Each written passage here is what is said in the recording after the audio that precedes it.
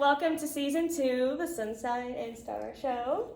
We have our lovely star, Lauren Green. And we have our beautiful sunshine, Rae Johnson. Thank you all. I hope that you like the new format of us recording video so you get to see our lovely faces. And never forget them. We have today 3 special guests. Some of my best friends of all time, including Lauren, of course, obviously. Of course. We have Max, JP, and Jason, and they're here to talk about sports. We are. The 3 of us just did something horrible.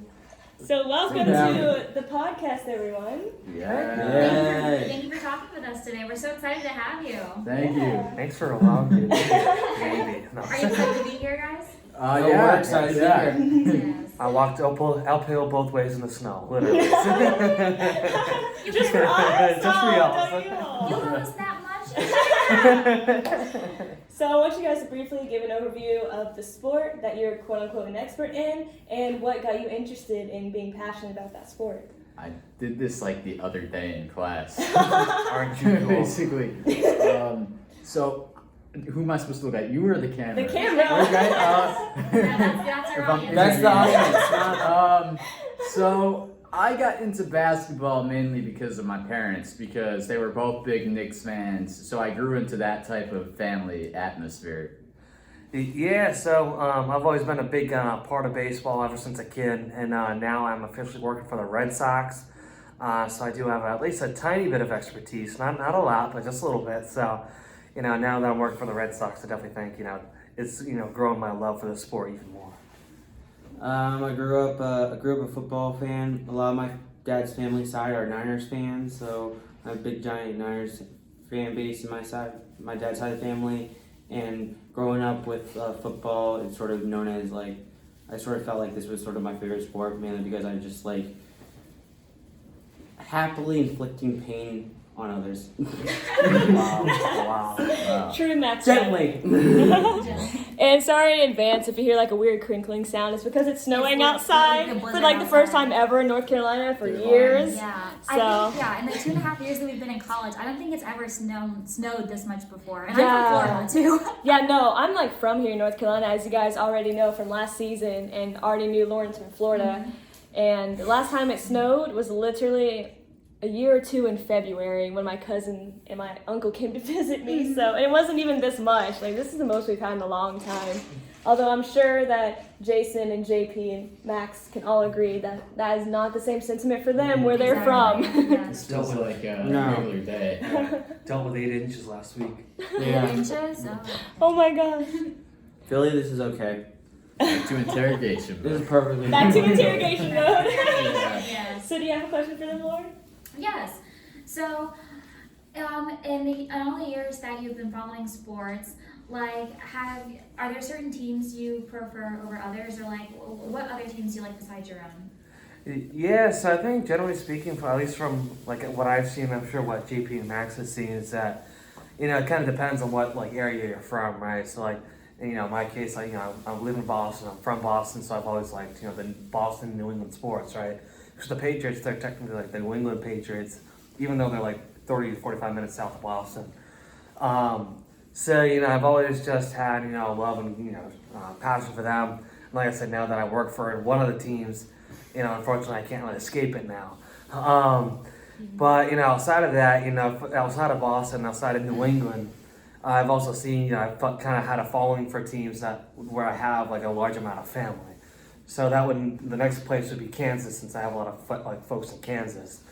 And so that would kind of include the baseball team out there as well. So the Royals, even though they're they're not that great, but it's one of those things where if I had a number 2 team, it would be their Major League Baseball team. Oh, that's sweet. Yeah, I think, honestly, I'm a rather die Knicks fan in most cases, but if I had to pick a second team right now, it would have to be the Hornets, primarily because I'm writing articles about them for my job, so I do have to follow them quite a bit in order to, know what's going on so I don't get fired, so... That and yeah. you'd probably be sued for saying otherwise, And also because they have the Knicks pick, and I want the Knicks to win that trade with them, so... So do you do your job the right way? There we go.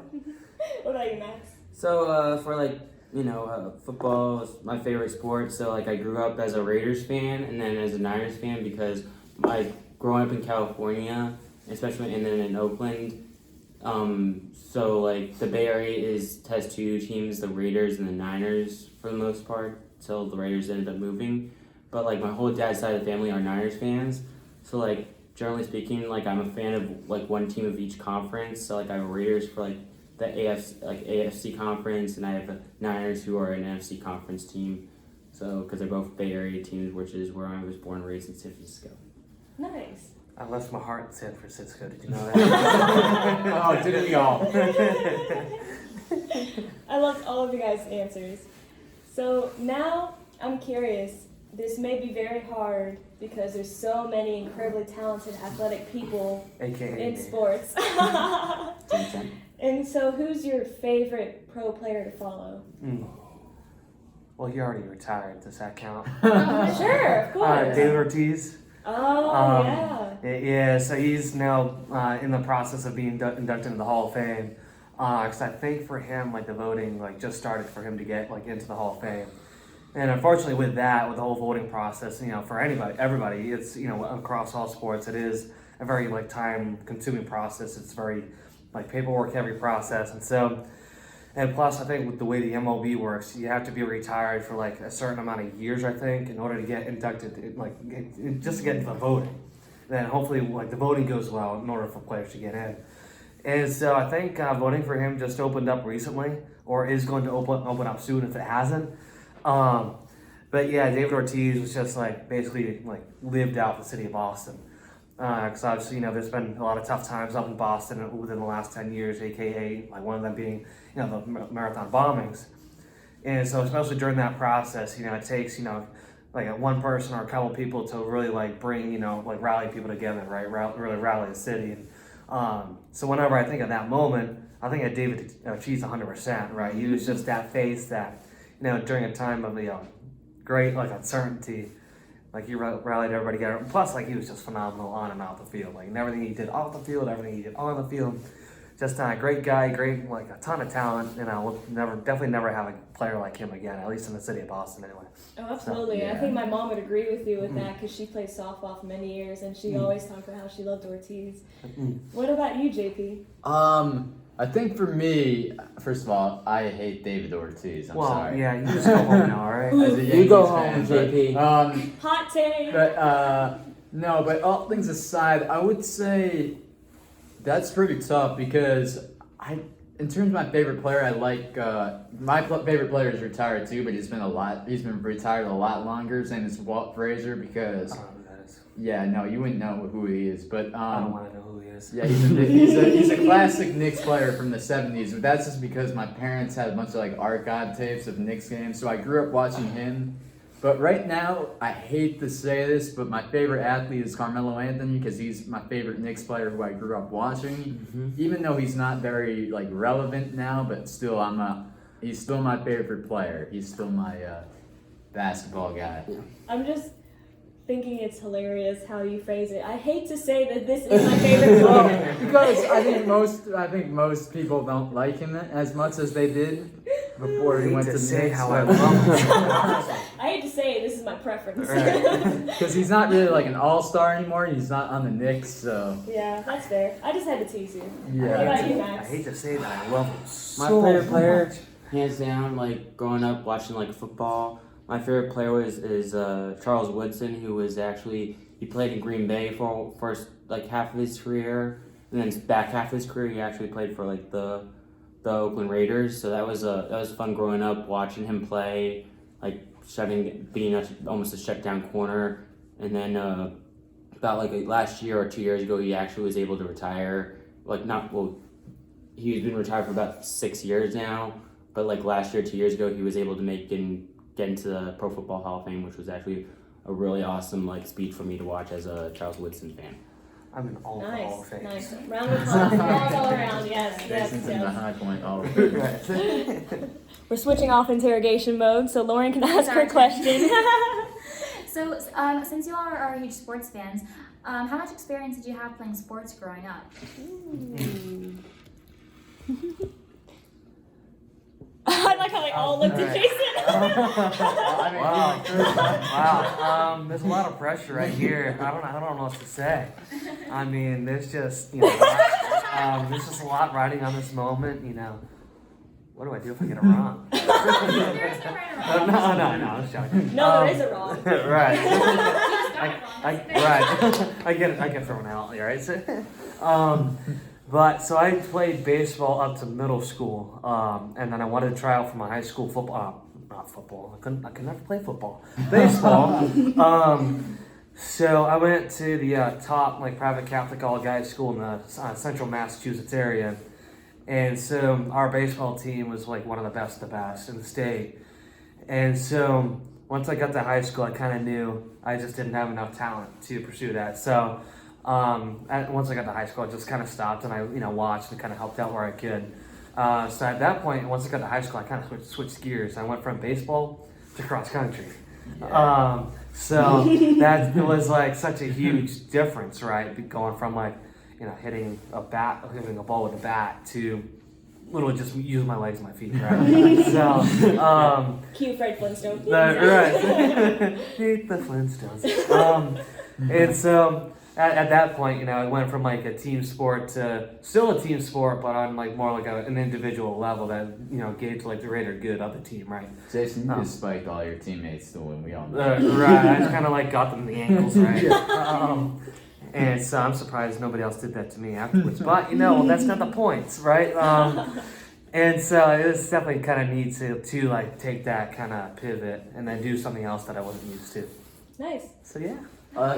Yeah, for me, I played travel basketball, but my basketball ability did not last very long because I went from being the tallest guy in my grade to and I did not grow that much. So when you can't really rebound and stuff over everybody, and you only rely on threes, there's not much you can do in the basketball world. So You are a baller. but I switched to cross country and track because it was a really weird decision because my friends and I all agreed, yeah, we're gonna do football to get in shape for basketball tryouts, but it was a really weird decision, and they were all because I was a pretty big guy too before I started the run. So football, I looked more like a football player then than now. So basically, what happened was they kind of were yeah, you should do cross country that way you don't get hurt, but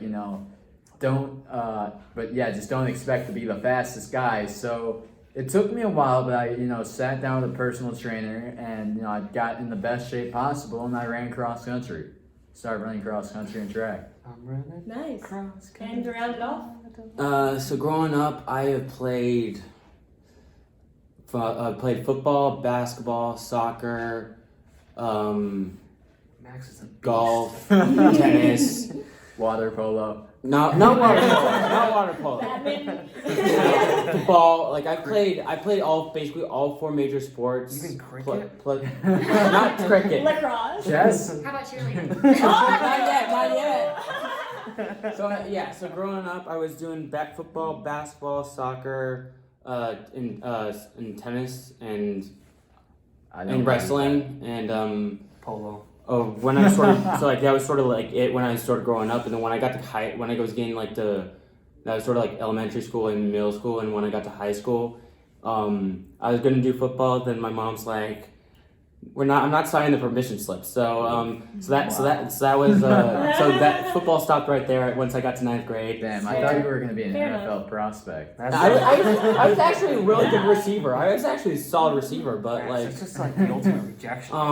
it's ultimate rejection. Concussions. Nope, you're not doing high school football. And I'm like, okay, Not worth end it. of discussion. So once I got to high school, I had to pivot from doing 5 sports. And I sort of did one club, but then I did 2 sports so I went from 5 sports to 2 sports.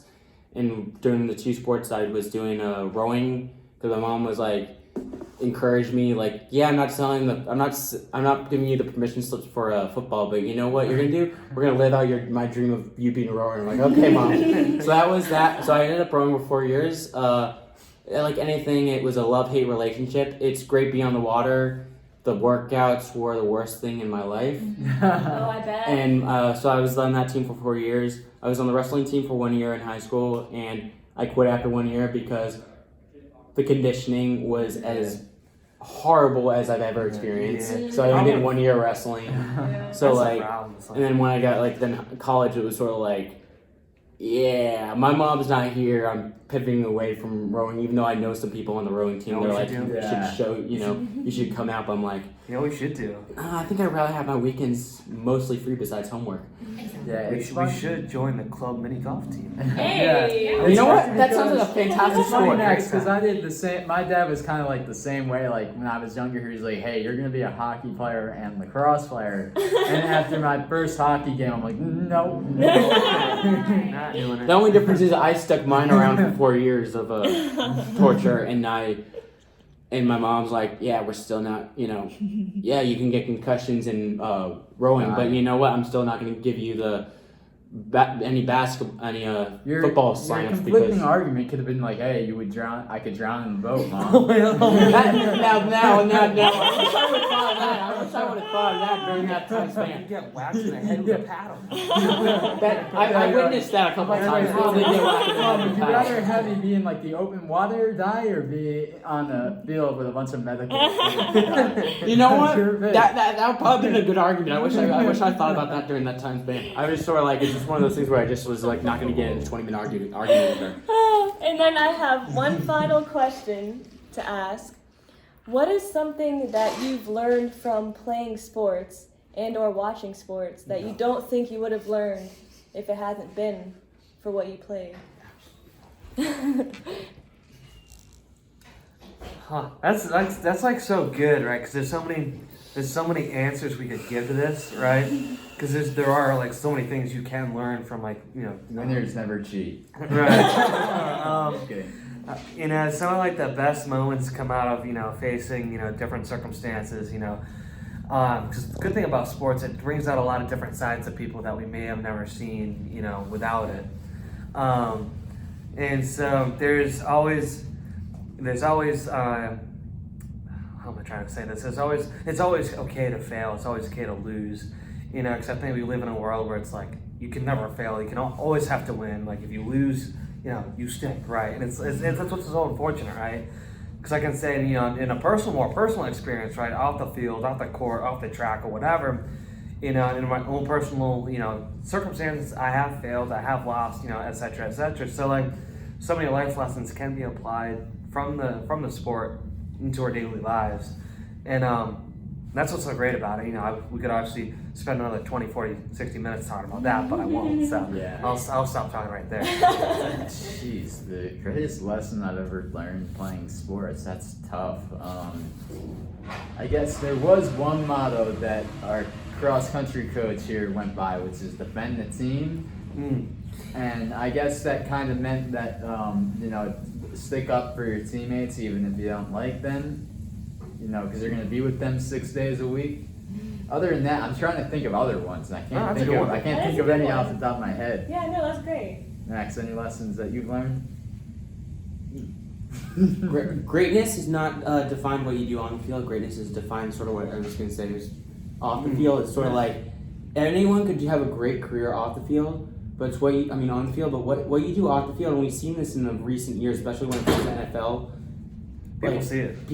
People see it, and your career could be done and over. Because we see this in like wide receivers and Antonio Brown and Henry Ruggs for they had made some uncomfortable decisions off the field, and now they are no longer on NFL teams. So it's just as important what your capabilities are and what your image is off the field than it is on the field. That's very well said from all three of you. I'm so glad I asked that question. And Lauren and I are going to wrap this up as our very first visual podcast. So thank you so much. And tune in for more, and try to stay warm because it's still snowing heavily outside, although I love it. And if you're somewhere warm, good on you. You're very lucky. Very lucky. I will trade. Actually, no, I wouldn't trade with you because I've been deprived of this my whole life. So Aw. I'm going to go out and play this now. Yes. And also, if you heard what I dub as the airplane toilet, I'm sorry. It's very loud, can't be helped, can't be muffled or anything. Deal with it. Love you guys so much. See you next time. Bye. Ta-ta.